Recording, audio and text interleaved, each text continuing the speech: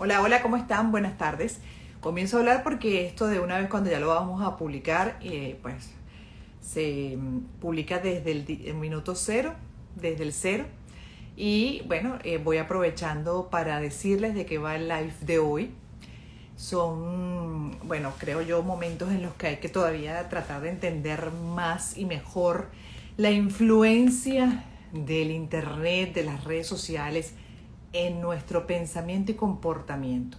Todo un debate además y análisis se han hecho a raíz de un documental que tiene Netflix. Hay que decir que con solamente la cara de ex trabajadores, que obviamente ya no son trabajadores de esas compañías, y bueno, también puede uno asumir que tienen una posición de repente desde el resentimiento con esas compañías que ya no están, pero igual son posiciones válidas, son posiciones además que hay que escuchar, importantes, sobre los peligros, las amenazas de las redes sociales en nuestra cultura, en nuestra manera de pensar, en fin, en lo que somos. Así que de eso va el live de hoy con un especialista en neurociencia.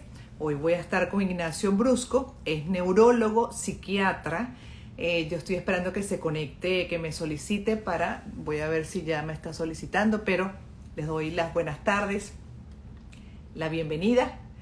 Agradezco que se conecten los días jueves conmigo y con los especialistas que tengo a través de Instagram para, en la medida de lo posible, que nos puedan dar herramientas que permitan mejorar cada día y tener bienestar individual hacia adentro y también hacia afuera en nuestras relaciones con los demás, en la manera como abordamos las situaciones. Ustedes saben que ya son varios, se acaba de ir la luz, varios meses.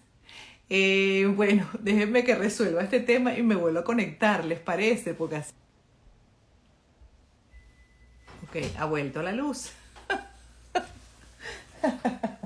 Qué cosa más extraña, pero bueno. Bueno, extraña no, mentira. Algo de lo que estamos acostumbrados. Pero sí, esa de la oscuridad tampoco. Pensamiento positivo. Aquí estamos otra vez. Ajá, les decía entonces que en la medida de lo posible, una de las cosas que estamos buscando con estos live desde hace ya cierto tiempo, y porque cada día me convenzo más de que definitivamente este cerebrito incide mucho en nuestra manera de ser, en nuestra manera de proceder y en nuestra salud física también, no solo en la salud emocional, sino también en la salud física. Hemos tenido el tema de la psiconeuroinmunología en estos live, y si todos nos tenemos que reír, ¿qué vamos a hacer? Pero bueno, rapidito antes de que se conecte el especialista en neurociencia, que nos va a hablar de justamente cómo las herramientas como el internet y las redes sociales, cómo es eso de que los algoritmos pueden hacer que hasta el más centrado se vuelva un adicto, por ejemplo, en cuanto a la tecnología y al uso de las redes sociales. Yo soy una adicta y sobre todo por mi profesión, uso todo el día estos dispositivos y estoy permanentemente conectada. Pero son muy pocos los que se salvan. ¿Por qué? Adicional también al tema de la manipulación. ¿Por qué somos tan manipulables? ¿Por qué, bueno, cómo hacen estas empresas, supuestamente como advierten estos ex trabajadores de Google, de Twitter, de Facebook? Dicen que estas empresas a través de los algoritmos van también, además de generar adicción, van generando un contenido que saben, por lo que vamos mostrando, nos gusta, nos atrapa y pueden ir manipulando y desarrollando pensamiento. Entonces, bueno, los peligros son enormes, adicional a todo lo que yo planteaba en el editorial de esta semana, que el internet evidencia ese submundo que también tenemos en muchos aspectos delincuenciales, por mencionar uno tan grave como la pederastía y la pedofilia. Yo también los quiero mucho, ¿eh? Gracias por su cariño, por esos comentarios tan bonitos que me están siempre compartiendo a través de las diferentes publicaciones que hago y bueno, con conexiones como la de hoy. Gracias, de corazón, gracias. Y lo que decía es que, bueno, por ejemplo, estos personajes, estos pedófilos también buscan las maneras de llegarle a nuestros hijos, de llegarle a los menores de edad, y es justamente esa población está muy conectada. Hoy en día esa población se está formando dentro de este mundo virtual, o ese mundo virtual se está formando, o con ese mundo virtual en paralelo al real y muchas veces, bueno, asumen ese mundo virtual como la verdadera realidad. No lo encuentro, Dani, déjame ver. Está conectado, pero no lo veo. Son las 5 en punto igual, habíamos prometido para esta hora, pero no veo solicitudes. ¿Será que yo lo pido a él? A ver. Se puso en pausa por un problema de conexión. Luis Ignacio Brusco. Déjame buscarlo yo. A ver si lo consigo por acá. No lo veo. ¿Cómo lo con...? Ah, acá está. Listo. Entonces lo conecto. Vámonos con quien es neurólogo y psiquiatra. Ya estamos esperando que él acepte la solicitud. ¿Cómo está? ¿Cómo le va, doctor? Hola, ¿qué tal? ¿Cómo estás? Un gusto. Igualmente, Un placer. encantada. Pero bueno, ya más o menos adelanté de lo que vamos a hablar. Sí, sí, sí. Y porque además hay toda una polémica ahorita, bueno, obviamente mucha inquietud, incluso personas que dicen, voy a cerrar mis redes, voy a cerrar mis cuentas en internet, en las redes sociales, porque lo que plantean ex trabajadores de compañías importantes como Google, como Facebook, como Twitter, es que definitivamente ese mundo del internet, como está contemplado, con los algoritmos, etcétera, pues nos está generando una adicción preocupante, pero adicional a eso, tú puedes manipular perfectamente a la población, manipular su pensamiento, y bueno, de acuerdo al contenido que van generando, que además nosotros vamos asomando por nuestros hábitos de consumo. Les vamos dando la información y bueno, ellos van leyendo estas computadoras, incluso ellos mismos dicen que a veces se vuelven difíciles de precisar porque ellas van desarrollando incluso como un análisis propio que el mismo programador desconoce, ¿correcto?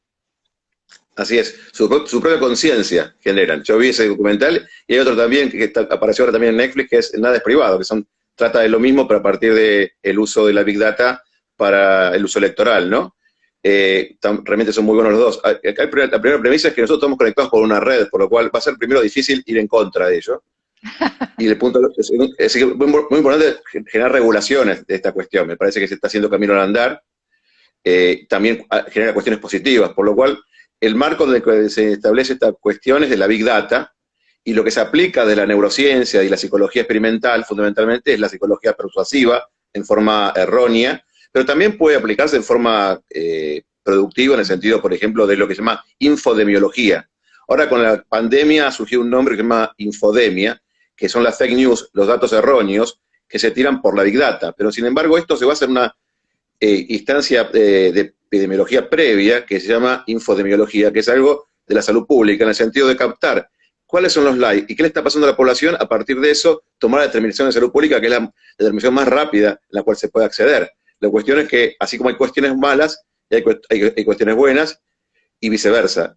Algo parecido a la genética, algo parecido a la energía nuclear, es decir, tiene que tener fuertes regulaciones porque es muy poderosa. Digamos que las grandes revoluciones de la ciencia son estas, la neurociencia es una de ellas. Entonces, el manejo que se ha percibido, fundamentalmente el análisis de la personalidad de los consumidores. Cuando hablamos de consumidores, hablamos de consumidor de sustancias, consumidor de productos o consumidor de elecciones. Es muy peligroso en el sentido de la extracción de información que se puede obtener, fundamentalmente a partir de lo que pasó con Cambridge Analytica, que analizó la característica de personalidad en lo que se llama una especie de quiebre que hay, de grieta, por la cual se puede ingresar al sistema y que no han tenido control. Ahí hubo una discusión, quién era el responsable, ¿no? Ahora, doctor, ¿por qué somos tan manipulables? A ver, porque es que no solamente lo estamos viendo ahora en este mundo digital, donde, bueno, el más centrado termina adicto, porque cuando lo ves en su vida real es una persona muy centrada, pero entonces resulta que lo ves ahora pegado a un teléfono, permanentemente conectado con ese mundo virtual que sin duda está de una u otra forma incidiendo. Pero lo vemos también con la política, lo vemos en los discursos políticos. ¿Por qué el ser humano es tan manipulable? Y aquellos que no, que de una u otra manera tienen como más mecanismos de protección, ¿de qué depende? ¿Qué es lo que tienen a diferencia del resto de la mayoría? Bueno, hay diferentes tipos de personalidades, punto uno. Punto dos, a partir de que aparecen los medios de comunicación, la manipulación empezó desde la época de las guerras, ¿no? De la Segunda Guerra Mundial, fundamentalmente, se instaló los medios de comunicación como manejo, ¿no? Entonces, las redes implican un medio de comunicación mucho más impactante, mucho más masivo, mucho más personalizado, y de ida y vuelta. Es decir, que cuando un dictador mandaba la información de ida, la vuelta la recibía posteriormente. Ahora, mientras nosotros hablamos, supongo que Facebook y Instagram están recibiendo la información que nosotros estamos haciendo, quiénes se conectaron, qué emitimos. Entonces hay una situación de ida y vuelta que le genera mucho más impacto con sobreinformación y análisis de Big Data. Big Data es los macrodatos que se van analizando y se van recogiendo, y aparte de ahí tomar instancias que pueden producir selección de cohortes. Cohortes son grupos que van a tener diferentes características dependiendo de la personalidad. Dentro de este punto, lo que hace la Big Data es trabajar sobre lo que llamamos sistema de creencias. Los sistemas de creencias es lo que nosotros nos acercamos, entonces va juntando grupos que creen lo mismo. Entonces la información que tú vas a tener es diferente a la mía y a la que tenga el otro. Y después hay un grupo más independientes que también son captados y se van informando. Ahora la pregunta es cómo lo hacen.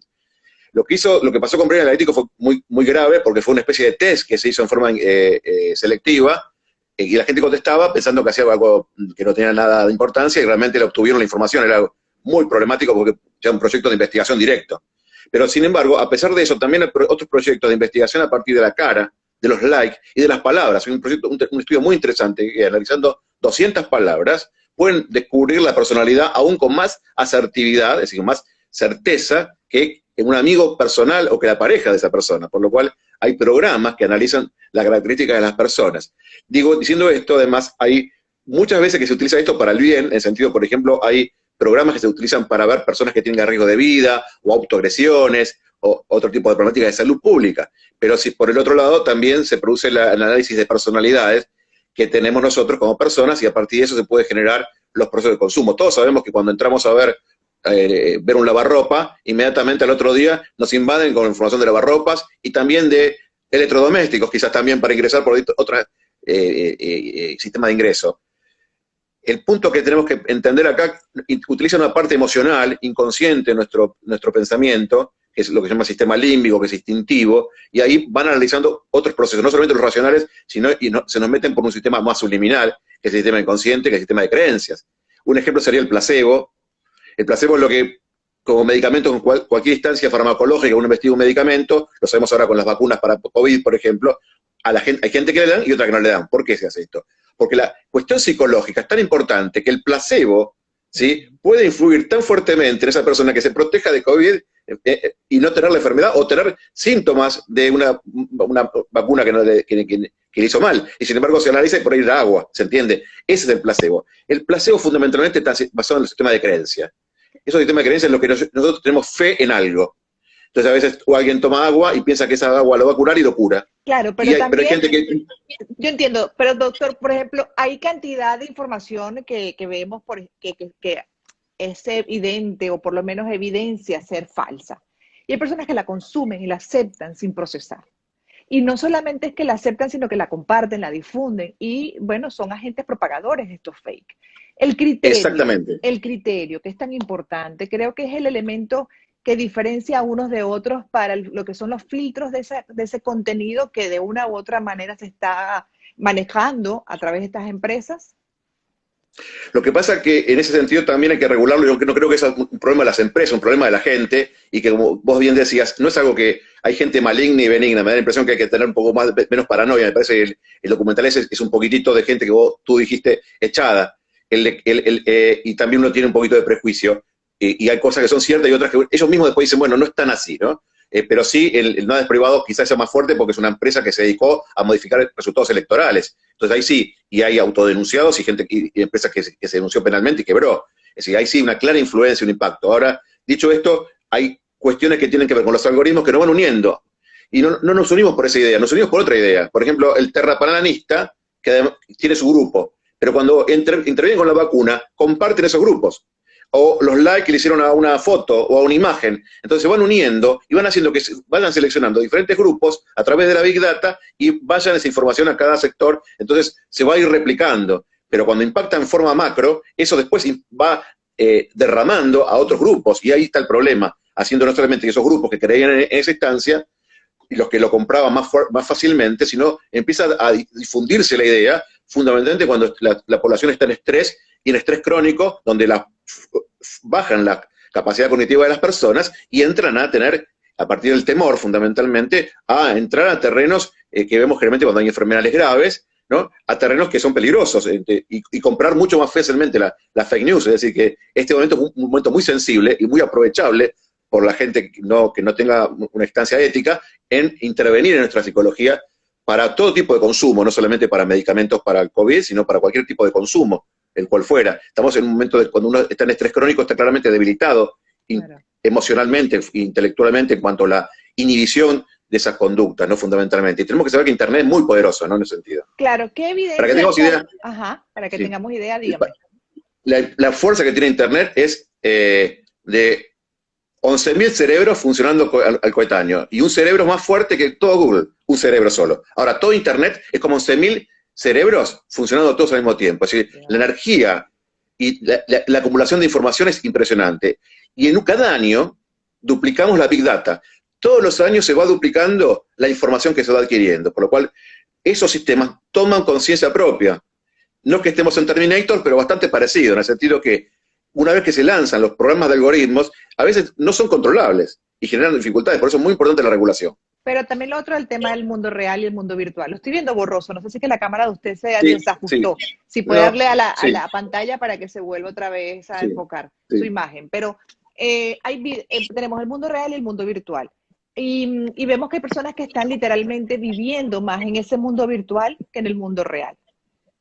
Y que Sí, eso incluso es muy por ese importante. mundo virtual, que no necesariamente siempre es espejo de la realidad, a veces sí, a veces no, a veces, como dice usted, una manipulación, e incluso personas que se pintan felices, perfectas, maravillosas, y les generan a alguien con inseguridades e inestabilidad emocional, bueno, cualquier cantidad de frustraciones, y vemos en el caso de los adolescentes, que lo reportan también en ese documental, que ha aumentado la tasa de suicidio por el impacto que tiene ese contenido en ellos, que no están preparados emocionalmente o están pasando por un proceso o son víctimas de bullying a través de estas herramientas, ¿no? Entonces, bueno, ¿qué consejo le da usted a esas personas y en general a todos nosotros? Porque yo creo que todos estamos de una u otra manera presos a esta maravilla, pero como dice usted también que tiene desventajas. Sí, exactamente. Los datos que da ese documental son para tomarlos con pinzas. Yo, de hecho, lo he discutido ese tema. Son para tomarlos en cuanto a suicidio adolescente, pero tampoco podemos pensar que un solo factor en ciencia no. Creo que el suicidio es un tema muy complejo, multifactorial, y tratamos de no hablarlo demasiado mediáticamente porque a veces es imitativo. En el sentido que hay que ser optimista y saber que eso puede evitarse y que ese impulso puede generarse un problema. Por lo cual, el punto sí es riesgoso en cuanto a la sobreinformación. La sobreinformación genera ansiedad, genera aumento de consumo y además genera un proceso que se estudia mucho en Big Data y en neurocerebro y tecnología fundamentalmente, que ahora está disparado fuertemente por la cuestión tecnológica y el confinamiento de la mayoría de los países. Todos estamos, aunque sea de diferentes maneras, más en nuestras casas y más con las redes, que es lo que se llama corporización.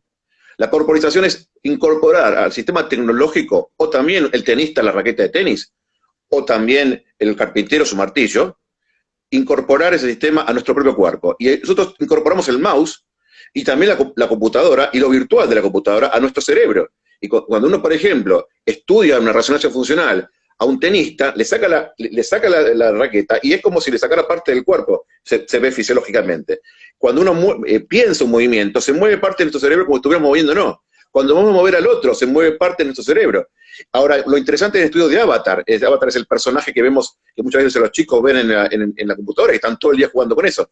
Lo sienten desde el punto de vista emocional, se les prende parte del cerebro, se llama cingulado anterior, se les prende cuando a ese avatar, que son ellos mismos, se le prende zonas de angustia, como si fuera zonas de sí mismo o del mejor amigo.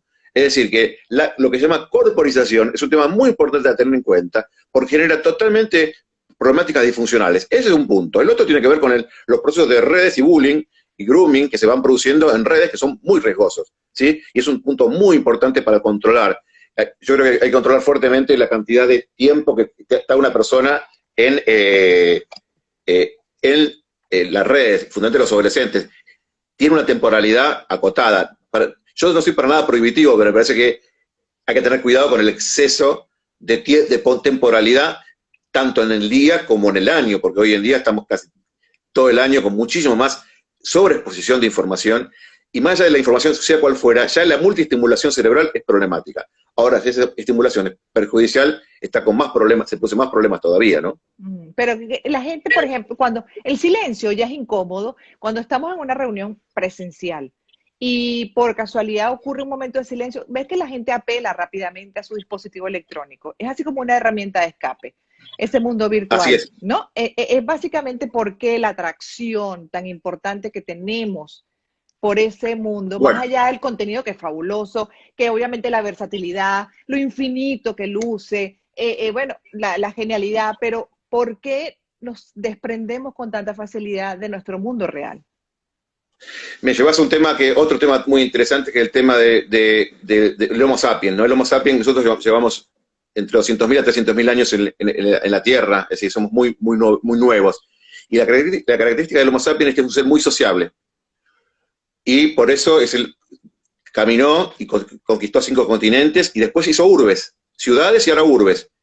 Y hay una teoría que dice que cuanto más cerebro, más urbe, más gregario.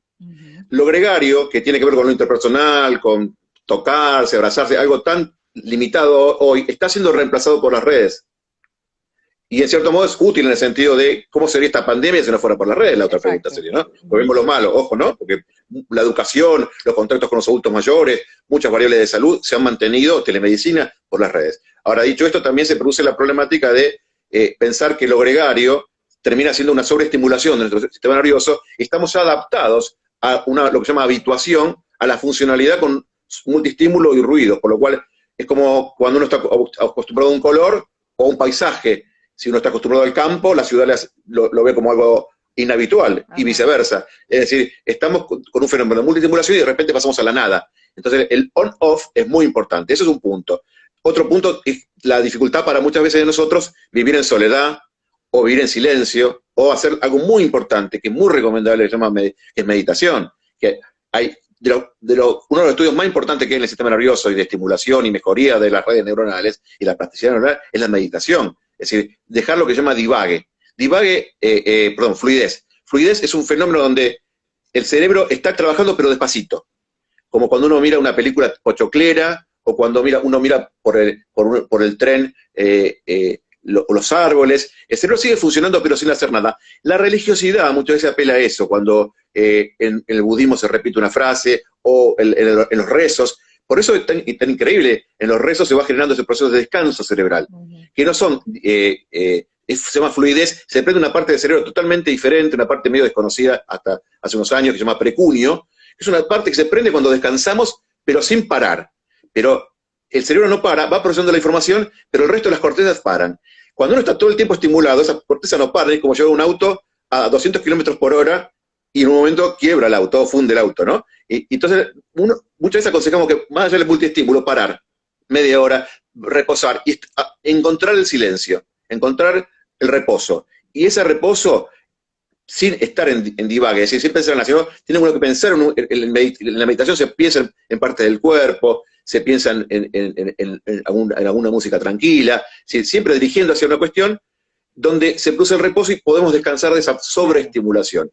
Así bajan fuertemente los trastornos de ansiedad, hoy totalmente disparados a partir de esta problemática que estamos viviendo. Pero, doctor, el cerebro nunca deja de pensar, ¿no? Ni siquiera cuando duerme. Nunca, nunca. Cuando duerme, bueno, hay partes del sueño que sí, en realidad es complejo el tema del sueño. Hay una parte del sueño que es un sueño activo, se llama REM, es un sueño que es donde consume más glucosa y está hiperactivo. Uno ve un electroencefalograma, está hiperactivo. Tan hiperactivo está que hay una instancia fisiológica que hace el cerebro, y el cuerpo en realidad, y el cerebro, que relaja todos los músculos, excepto el oído y la respiración, porque el oído para atender si alguien nos ataca ecológicamente, y la respiración porque no podemos dejar de respirar. El resto tiene atonía, falta de tono. Entonces, cuando empezamos a soñar y tenemos los sueños vívidos, no actuamos. Tal vez así una patología que se llama REM sin atonía, que la persona actúa sus sueños porque está muy activo el cerebro. Ahora hay otra parte del sueño que se llama sueño profundo, que está totalmente en reposo, y es parecido a un coma, de hecho es comparable, se pierde totalmente la conciencia, ¿sí?, en ese momento, y está totalmente descansando, por lo cual es increíble durante esas 7 u 8 horas que dormimos, la cantidad de mecanismos reparadores y fisiológicos que se producen. Además, durante la noche hay un proceso muy importante que se conoce hace unos años, una década máximo, que es la limpieza neuronal, la limpieza cerebral. Se agrandan las partes interneuronales y se limpian proteínas patológicas que generamos por el consumo. Por lo cual es muy importante, además de por las cuestiones fisiológicas, dormir, también por las cuestiones también de preventivas de otro tipo de enfermedades, ¿no? A mí me impresiona, por ejemplo, Alzheimer.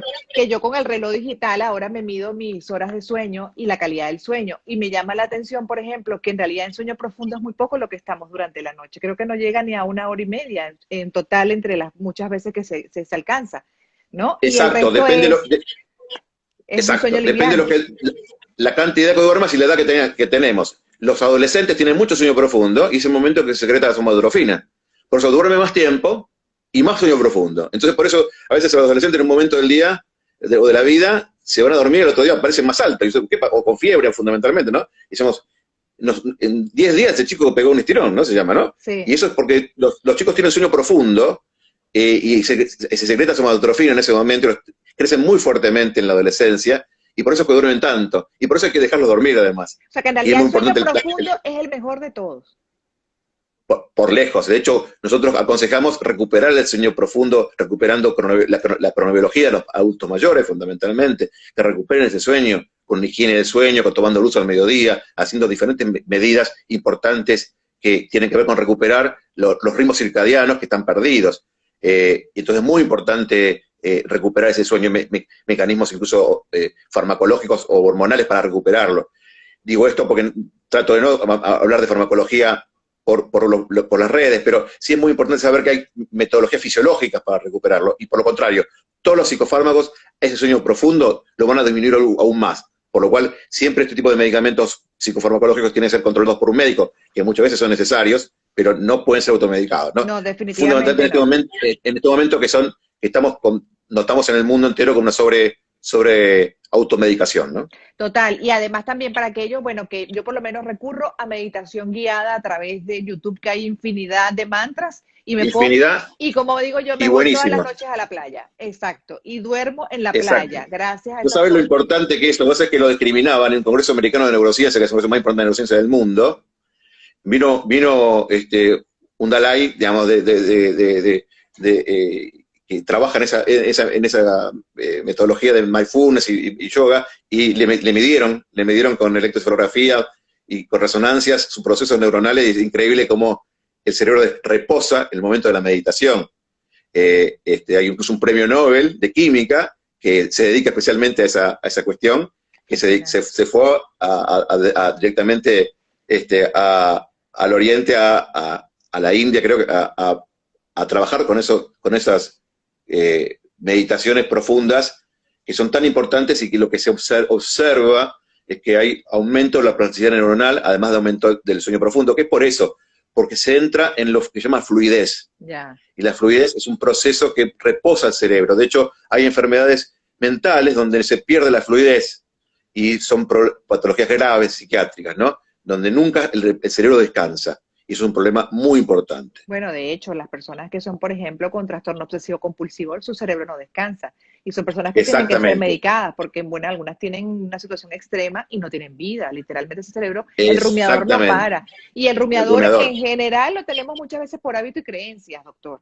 Porque también, bueno, aprendemos a vivir de una manera en donde siempre estamos revisando el pasado, o con la ansiedad del futuro, y no vivimos en el mindfulness, el presente, el aquí y el ahora, porque ese rumiador está saboteando. Totalmente de acuerdo. Tiene un fenómeno biológico y un fenómeno muy importante cultural. De hecho, eso se basa en la susceptibilidad de castigo. La sociedad en general nos lleva a la susceptibilidad de castigo. Uno no paga la tarjeta de crédito, le rebotan, le rechazan. O uno no paga la luz y le cortan la luz. Si siempre estamos castigándonos, es mucho menor la recompensa, y a veces en la educación enseñamos a que mejor se manejan con la recompensa, que se aprende mucho mejor, y no deja estas secuelas obsesivas de tanto temor e inseguridad. Ahora, no somos todos iguales. Ante el mismo estímulo, algunos que son biológicamente predeterminados van a tener todavía más obsesiones y van a descansar menos su precunio. Y una patología que es la top en cuanto a la falta de reposo es la esquizofrenia. Hay muchos estudios de resonancia funcional donde el precunio prácticamente nunca se activa, porque esas personas están siempre para adentro, pensando cuestiones de desconfianza, susceptibles, y realmente produce grandes dificultades para descansar. Y eso realmente lleva a problemas de cuestiones conductuales más graves todavía que la obsesión. Los problemas psicóticos son como las obsesiones totalmente desbordadas. donde el obsesivo nunca pierde conciencia de la realidad, no lo puede manejar, pero sabe cuál es la realidad. El psicótico directamente ya lo pierde. Bueno, esos dos componentes que vos muy bien dijiste son componentes donde el cerebro no reposa. Y muchas veces el mindfulness o el reposo, fundamentalmente en obsesiones, son muy importantes para recuperar culturalmente y ambientalmente esta funcionalidad. Doctor, ¿y por qué nosotros tendemos, y esto está demostrado además de que, bueno, por ejemplo, en las comunicaciones se ha estudiado desde siempre, hay cantidad de autores que estudian la disposición que siempre hay por parte del ser humano a lo escandaloso, a lo sensacionalista, a lo amarillista, al punto de que, bueno, generalmente este es el contenido, o incluso hasta lo vulgar, la cultura, como dicen, no vende. Generalmente, bueno, todos esos temas son los que suelen llamar más la atención, atrapar a la gente, y por eso es que muchas veces decimos, ¿por qué ese contenido es tan, sabes, tan negativo en un medio de comunicación? Porque eso vende, porque eso tiene público, y lo vemos también en las redes sociales. Lo más escandaloso, lo más vulgar es lo que más atrapa. Aquello que, bueno, que puede ser incluso enmarcado dentro de los valores, para muchos es como aburrido. ¿Por qué? Bueno, es difícil la respuesta, podría haber muchas explicaciones. Algunas cuestiones tienen que ver con las cuestiones de tribalismo, en el sentido que todo va a ser divertido excepto que sea mi grupo. Y esto que tiene que ver con lo gregario, es decir, el tribalismo tiene que ver con estas cuestiones de que lo tribal, que viene de tribu, obviamente, que primitivamente hoy tiene que ver con las diferentes tribus sociales que se van generando, que las mismas redes no van adaptando y no van subdividiendo. Entonces, si algo no es de mi tribu y genera ironías sobre el otro grupo que tengo competitividad, eso irónicamente me produce una atracción sobre la competencia intersocial. Esto es inconsciente, esto pasa en los animales también, es decir, en las manadas, las diferentes manadas van a tener competencia. Ahora, es altamente riesgoso cuando se hipertrofia y genera estas dificultades sociales o en redes que se van produciendo. Y ahí hay que tomar conciencia donde nuestra cognición, nuestra razón tiene que superar a la emoción, porque el ser humano tiene muchos defectos instintivos. Por ejemplo, tenemos dos grandes instintos que luchan, el altruismo y el egoísmo.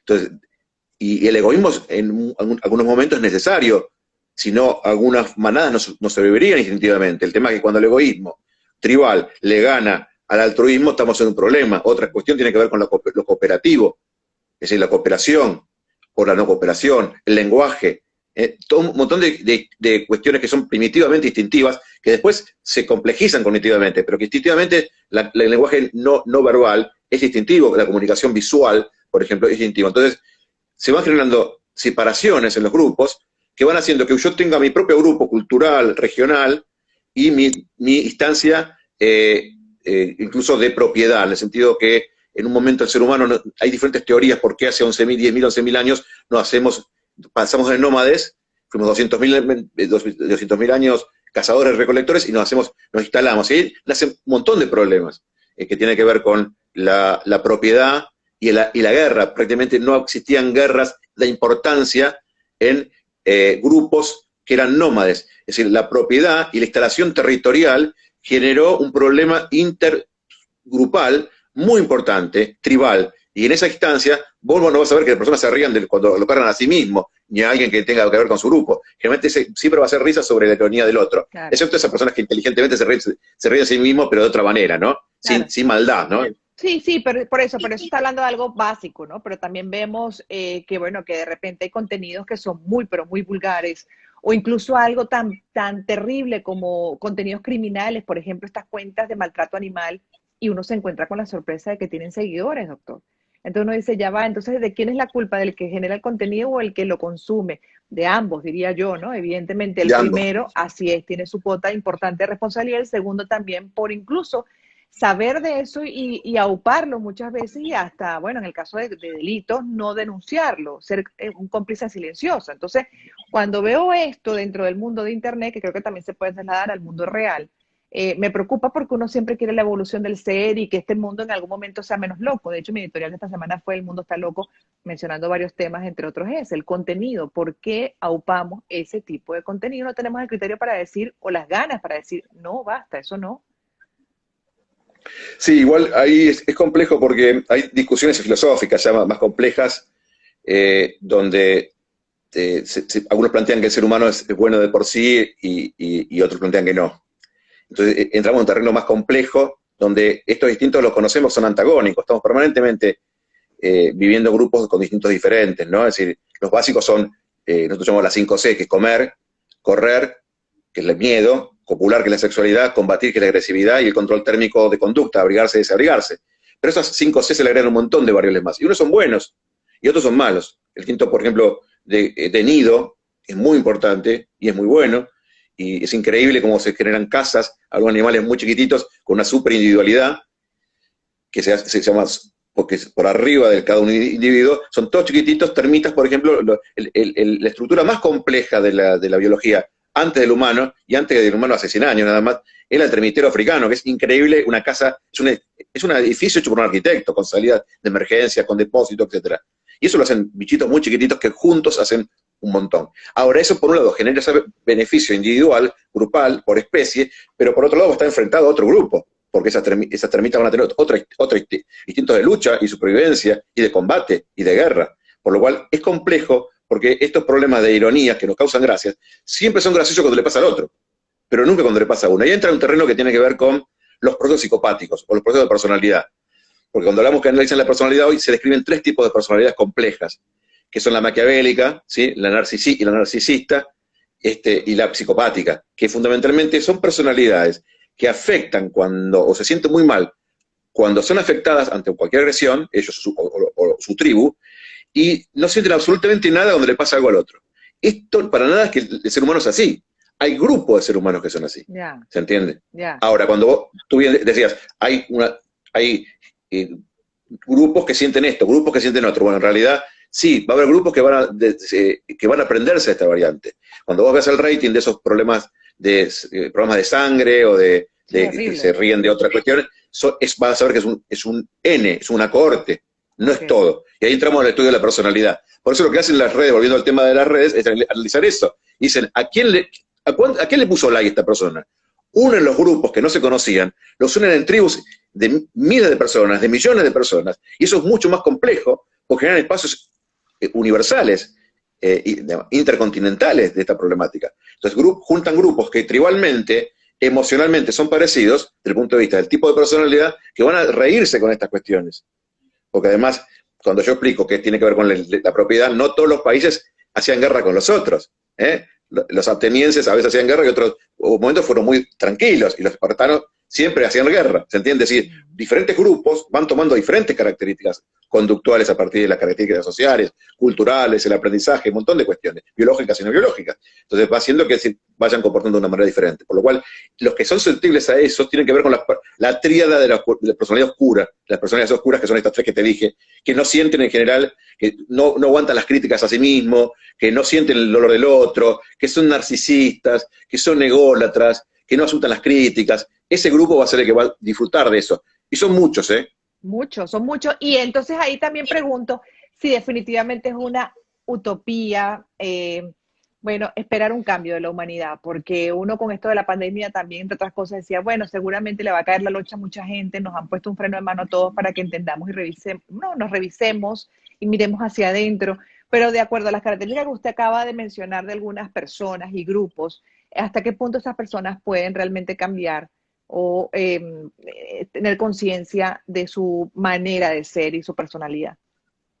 Esto es muy importante la pregunta y no tengo la respuesta, pero lo que yo pienso trato de tener un pensamiento optimista, que es el siguiente. No son la mayoría este grupo, son un cuarto, ¿sí? De personalidades. Uno divide los diferentes grupos de personalidades.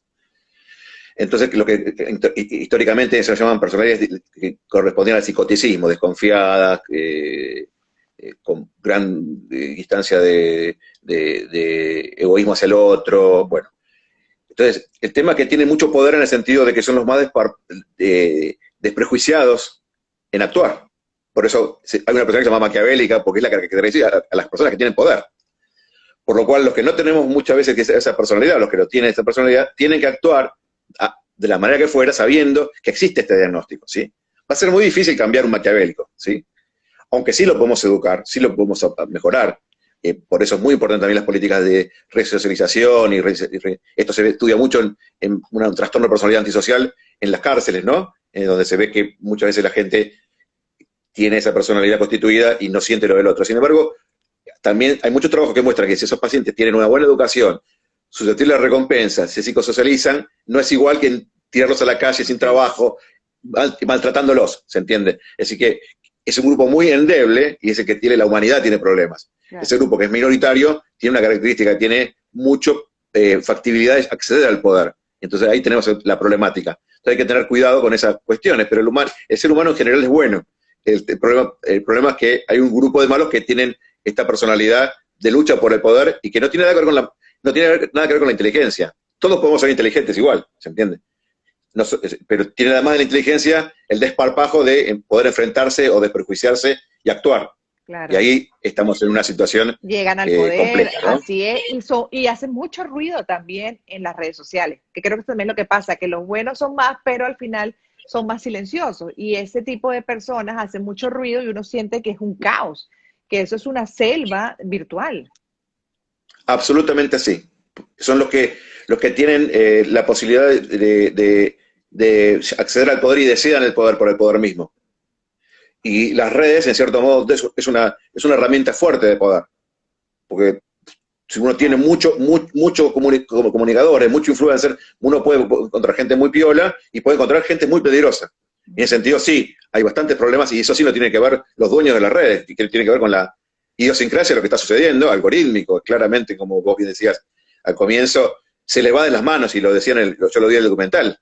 Ellos mismos decían, la verdad que se deja funcionar y después se produce un funcionamiento propio, lo cual es problemático. Más allá que también hay psicología de la persuasión. Siempre, ambos documentales tienen una base, me parece, central, que es que la gratuidad de estos sistemas son peligrosos porque es una gratuidad engañosa, porque en realidad tienen los avisos por un lado, las publicidades, y generan toda la situación de consumo indirecto, pero además tiene la otra, que es la transferencia de información, que permite hacer psicología persuasiva, donde hay cátedras enteras en este momento de psicología persuasiva para persuadir a las personas a tomar una conducta, una toma de decisión, que es la última actividad del ser humano, que es tomar una decisión, sea inmediata, a largo plazo, que son muy diferentes.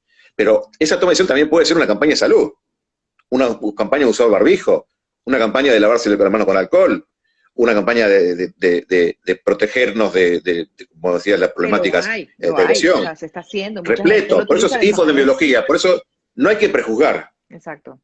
Es decir, la infodemiología, los buenos son más, generalmente hay buenas predisposiciones, pero hay un grupo con mucha insistencia, muy activo, con estas personalidades narcisistas y maquiavélicas que son muy complejos. Pero igual también, fíjese, porque en mi caso yo tengo una cuenta en Instagram que trato en la medida de lo posible de utilizar para dar herramientas a quienes tomaron esa decisión de seguirme, ¿no? Y bueno, creo yo que ahí tengo una comunidad, o tenemos una comunidad bonita, donde la mayoría además está en sintonía con programas, por ejemplo, como el de hoy.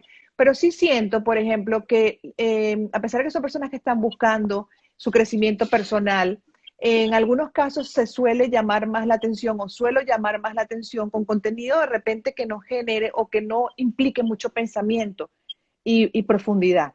Cuando yo comparto un contenido, como pueden ser mis Así lo veo, mis editoriales, donde hago reflexiones sobre la vida y trato también de, bueno, de eso, de generar algo en el otro que me está escuchando, que decidió escucharme, pues sí, tiene un público que lo ve, pero uno ve el contenido y dice, debería ser mayor, y puede tener más, por ejemplo, más alcance, un contenido, bueno, que ahí está asociado al amor, por ejemplo, a los animales, con mis gatos. Yo amo profundamente mis gatos, y mis gatos logran más visualizaciones que mi editorial. Esto es una reflexión que hice el otro día también en un webinar, porque tratando de entender un poco el comportamiento social, y como comunicadores, ¿qué debemos hacer? Porque a veces uno siente que ara en el mar, y que de repente uno el esfuerzo, no sé si se está compartiendo, está llegando.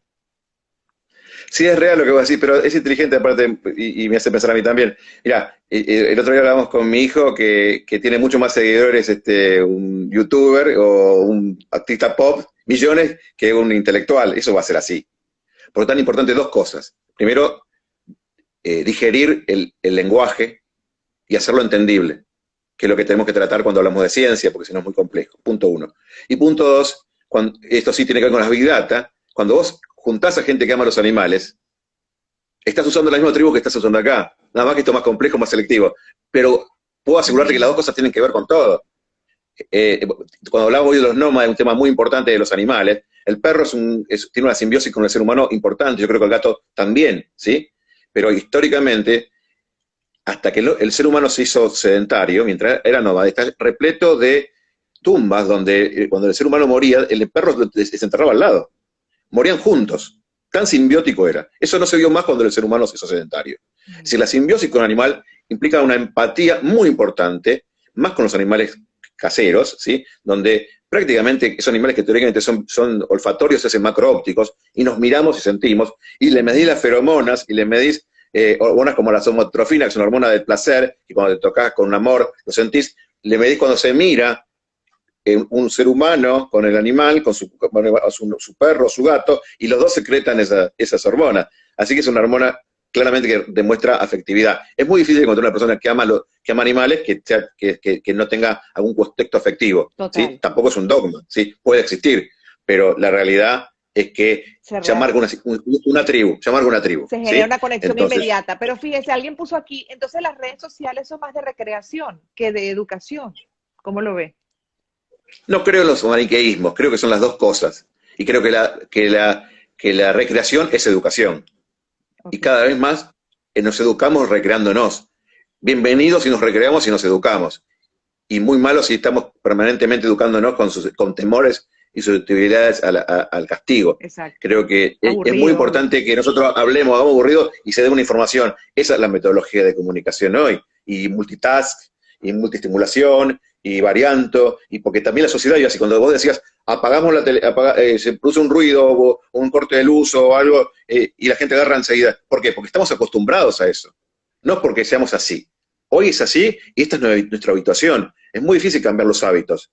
El multitask, cuando lo perdés, pasás de un estímulo de miles de estímulos por segundo a 100, que son los colores que ves y nada, y silencio, y los pajaritos. Es decir, que es muy on-off. Si uno después se va que cuando nos pasa, ahora vamos a un spa o vamos a reposar, por ahí el primer día sentimos una diferencia y el otro día ya sentimos que ya es más común, eso que es más habitual, y entendemos esa diferencia, hasta puede ser placentera, si vos, uy, por fin reposé, dejé el estrés de la urbe, ¿no? Pero en realidad, a gente que no busca el placer, si hace un on-off repentino, el placer del descanso, digamos, hace mucho ruido, metafóricamente, hace genera mucho estrés, mucha angustia inversa, es decir, como el silencio puede también ser angustiante.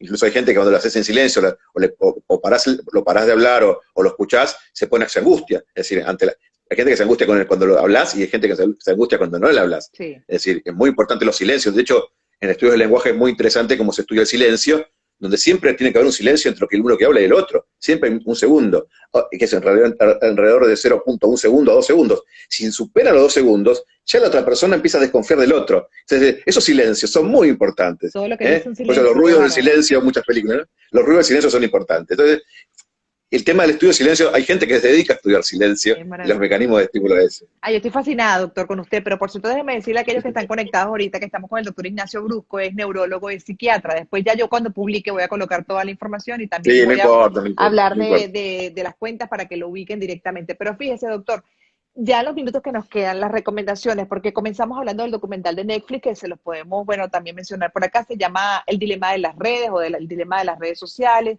Hay otro que usted comentó también que recomendó, por favor, para que lo mencione. Nada es privado, es muy bueno también. Yo vi los dos documentales, realmente son muy buenos los dos. Nada es privado, es muy bueno también. También está en Netflix. También está en Netflix y van paralelo, ¿eh? Es casi como clase 1 y clase 2 lo voy a de buscar, redes, porque de Big Data. Pero entonces, comenzamos con la inquietud de este mundo virtual que algunos ya advierten, pues nos está generando una gran influencia en nuestro comportamiento social, en nuestra manera de pensar, nuestra manera de observar el mundo, que nos estarían condicionando, manipulando, nos podrían llegar a manipular, evidentemente, y también nos están generando, que eso sí es muy obvio, una gran adicción. Yo soy una adicta a las redes sociales, pero además por mi profesión siento que debo estar todo el día conectada. Pero entonces las recomendaciones, doctor, y ya para terminar, de cómo protegernos, porque la realidad es que sí hay unos algoritmos que nos están, como bien explica usted, generando, grupos, nos mandan un contenido específico de acuerdo a lo que vamos manifestando, nos va gustando ese contenido que recibimos por las redes sociales. Entonces, ¿cuáles son las recomendaciones para vivir con ese mundo sin que el real se pierda? El real sea mejor, además. Exactamente, es muy bueno eso que vos decís. Primer punto, no ponerse paranoico, ¿sí? Es decir, no ser tan susceptibles, saber que estamos siendo expuestos, pero siempre somos expuestos, aún cuando salimos a la calle, y éramos expuestos antes. Hay que saber que tener limitaciones en cuanto a lo que uno comunica además, nosotros vemos que hay gente que se exhibe demasiado, me parece totalmente inadecuado, psicológicamente incluso. Pero bueno, cada uno decide lo que hace, pero lo recomendable es saber que siempre que pongamos algo en las redes va a ser intercomunicado en miles de nodos, millones de nodos, es un punto. Y va a ser tribalmente llevado hacia un lugar. El otro punto es reducir la cantidad de horas de exposición en los adolescentes, fundamentalmente en los chicos, porque puede generar trastornos de ansiedad. No sacarles para nada la computadora, que es lo contraproducente, no prohibirlo, llegar a un consenso, a un acuerdo, ¿sí? De encontrarles otras actividades que puedan reposar el cerebro, porque hay que generar lo que llamamos fluidez, que es pasear, caminar, tomar luz, o los más adultos aprender a meditar. Es muy importante, hay muchos programas ahora, como decías vos, en las redes también, en YouTube, y programas de educación para meditar. Y pocas cosas se sabe que aumenta la plasticidad neuronal. Así que es muy importante eso. Y también lo otro muy importante, que en confinamiento, en pandemia, ahora tenemos mucha dificultad, el tema de dormir correctamente, mantener un ritmo cotidiano, un ritmo de sueño-vigilia. Y otra cosa muy importante, en los países que no tienen luz, tomar sol al mediodía, fundamentalmente, que eso reordena el ritmo sueño-vigilia, porque la luz inhibe la melatonina durante el día y hace que las hormonas que regula el ritmo circadiano se dispara a la noche a que tengamos sueño. Y ese sueño, además, con la melatonina, es más reparador porque tiene más sueño lento. Por lo cual, regular las horas de sueño también es muy importante. Esas son las normativas en general que podemos deducir completamente. En ese documental que hay que suspender las notificaciones, por ejemplo, que algunos tienen activadas en sus teléfonos. Es una locura. Yo no las tengo. Yo de verdad tengo eliminadas las notificaciones de cualquier cosa, porque yo creo que ahí te mantiene todo el tiempo en un estrés. La sobreinformación, y eso produce un mecanismo que se llama dispersión cognitiva. La dispersión cognitiva es cuando tenemos tanta información que no sacamos ninguna información. Cuando uno tiene que tomar una decisión, sabemos que la decisión inmediata es casi inconsciente, como volantear cuando uno va manejando. La inmediata, tenemos menos variables, por ejemplo, que vamos a hacer dentro de una hora o que vamos a hacer otro día, y esa es bien consciente. Llueve, uso paraguas. Dentro de 3 horas saco como paraguas. Y a largo plazo se complejiza nuevamente, son tantas las variables que se hace complejo. Si esas variables que ya tenemos en la vida le agregamos millones de variables más que son las multiestimulaciones, entramos a no deducir nada. Y lo aconsejable es siempre ahí darle importancia al instinto. Es decir, tanto en las inmediatas como a largo plazo, hay que escucharnos a nosotros mismos. Y las mediatas, que son las más cortas, sí, poderlas hacer más racionales. Voy al tema de la sobreinformación. Esa sobreinformación está muy comunicada y muchas veces los medios y las redes lo conocen. Hay que tener cuidado de no ser parte susceptible de víctimas, ¿no?, de la psicología de persuasión. Y último punto aquí, doctora, sí, porque me parece que es importante un poco para el consumo que hacemos de ese contenido infinito que encontramos en Internet. El sentido común y el criterio, ¿cómo lo desarrollamos para saber cómo protegernos también de ese contenido que nos llegue y decir, no vale, esto no? O esto no lo comparto, esto es un fake. O mira, qué horror, esto es una cuenta de delito, la voy a denunciar, no puede ser que esto exista, por Dios, y que no ser parte de. Esto es muy complejo decirlo porque todos vamos a tener un criterio de subjetividad. Entonces, dentro de la subjetividad y de las culturas y de la región va a haber muchas diferencias. Yo una cosa que no te conté, que es una cosa muy marcativa de una cosa que está compleja, que, por ejemplo, en China hay una cuestión que se llama puntuación ciudadana, que se ve cuántos likes, a qué vas poniendo like y van catalogando a la persona en cuanto a la visa otorgarle, el trabajo a darle, ¿se entiende? Así que la posibilidad de contralor que hay es muy fuerte si hay un estado totalitario. Ese es un punto complejo. Dentro de la democracia tenemos más libertades nosotros y ahí entramos a decidir mucho más fácilmente nosotros. Dentro de esa instancia hay un tema de conciencia de realidad, de conciencia social. Yo creo que los adultos tenemos la suficiente conciencia social de escuchar lo que le decimos y tomar las decisiones ellos, ¿sí? Excepto que vean algo que en su intelecto deduzcan que es erróneo y bueno, ahí sí tomar alguna determinación. En los chicos, fundamentalmente los que son menores de 16 años, es muy importante la intervención paterna y materna sobre el control de lo que están haciendo, porque sí son susceptibles a dos grandes problemas, a grooming, a bullying, a agresiones, y a tener trastorno de ansiedad, y también a lo que vos habías comentado, su riesgo de autoagresión, que es la segunda causa de muerte en los adolescentes. Es decir, la primera causa de muerte es son dos causas de muerte que son instintivas, límbicas, de la hiperexplosión hormonal. La primera es los accidentes viales, la segunda, que fue el tema de la OMS hace 4 años, es el suicidio adolescente, por lo cual hay que tener mucho cuidado de sobreestimular a los chicos con esta información. Eso no significa que no tengan que tener estimulación, tienen que tenerla, pero sí tienen que tener una postura activa, familiar, sobre el tiempo y qué ve. De hecho, una de las sugerencias que hacen también en ese documental, y para ir terminando, es que le pregunten a su hijo, ¿cuántas horas crees tú que debes pasar? Para que además sea algo negociado y le diga, ¿cuánto crees tú realmente que deberías estar conectado al día? Si te va a decir, porque además te va a decir algo lógico, su criterio le va a decir Exacto, algo lógico y sobre exacto. esa Y tomar lógica la se conciencia de aplica la la realidad de él. regla. Por eso es muy importante lo que voy a decir, gracias por aclarármelo, no prohibirle. Si uno prohíbe, va a ser un efecto rebote, va a ser peor. Siempre llegar a un consenso. A partir de la conciencia del chico, que la mayoría de las veces va a decir menos de lo que realmente hace y entrar a un consenso y una realidad de criterios para estar con un acuerdo. En el mundo entero sabemos que cada vez que se prohibió algo, hace lo contrario. Así que siempre llegar a un consenso es lo más aconsejable. Bueno, de hecho hay ya lo que llaman el Internet profundo, ¿no? Como un Internet oscuro. Sí, De verdad que ahí me considero pero totalmente este, neófita. neófita, porque yo no sé, y me sorprende cuando a veces comienzan a compartir información de que está en ese Internet y digo, no puedo creer que exista, pero además también está la paradoja ahí que te tumban algún contenido supuestamente lascivo y eso se mantiene, ¿no? Entonces uno dice también, bueno, estas compañías hasta qué punto pueden controlar o no el Internet. Y bueno, porque pasa que es otra red diferente, muy compleja, muy relacionada muchas veces con el delito de todo tipo. Así que es muy complejo meterse a analizar eso. Es más de que tenés que reportear a alguien que haga delitos, ahí sí, que alguien que pueda analizar la cuestión de la neurociencia o desde la psicopatía. Indudablemente es una línea totalmente diferente y muy compleja, que Muy compleja. los ciudadanos normales en general no estamos activos en esa red.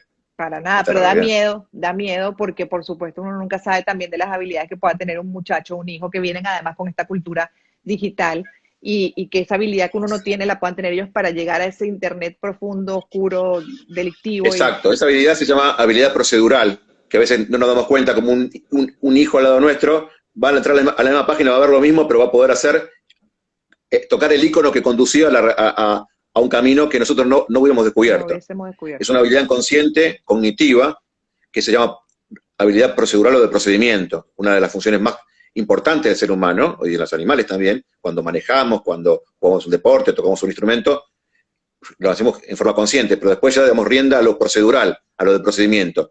Y si uno estimuló desde chico eso, tiene una gran capacidad, es como jugar un deporte o estudiar un instrumento de musical. Es decir, va a ser imbatible. Y como tú bien dices, el tema es que esa capacidad tenemos que tener mucha atención porque a veces no vamos a descubrir, si no estamos atentos, esa habilidad y esa posibilidad, incluso inconscientemente puede acceder un menor, ¿no?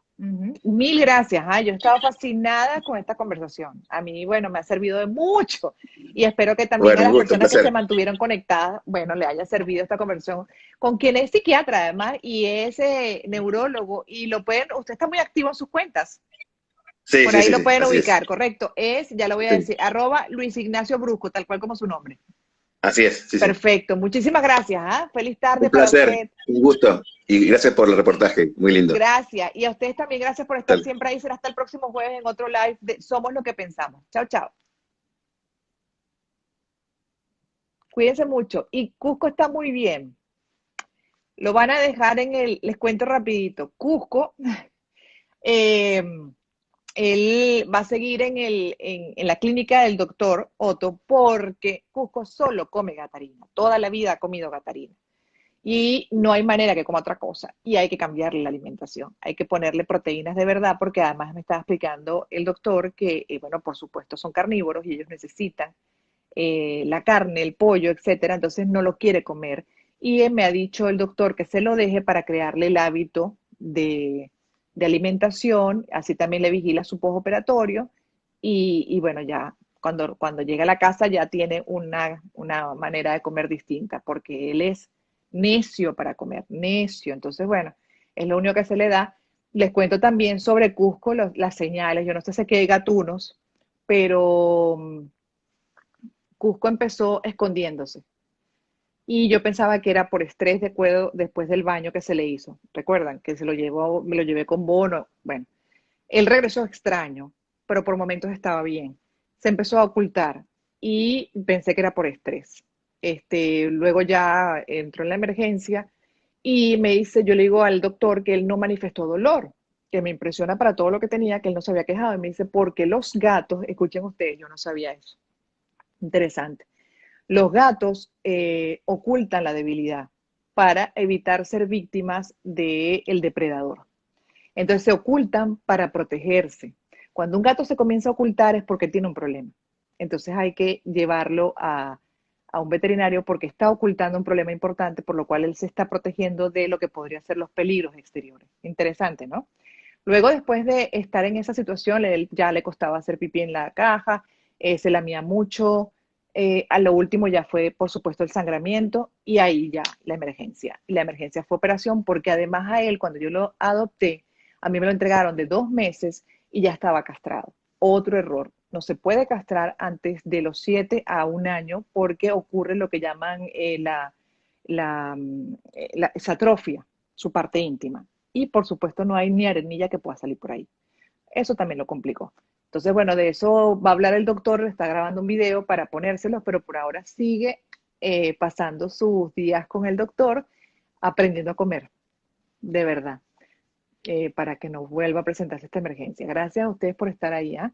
Y por conectarse con este tipo de iniciativas, de estos live, donde lo que buscamos básicamente es para todos, y me incluyo herramientas para hacer cada día mejores versiones de nosotros mismos, para tener bienestar en todo sentido integral y también en nuestra relación con los demás y en el abordaje de las situaciones que se nos presentan. Cuídense mucho, será hasta el jueves que viene.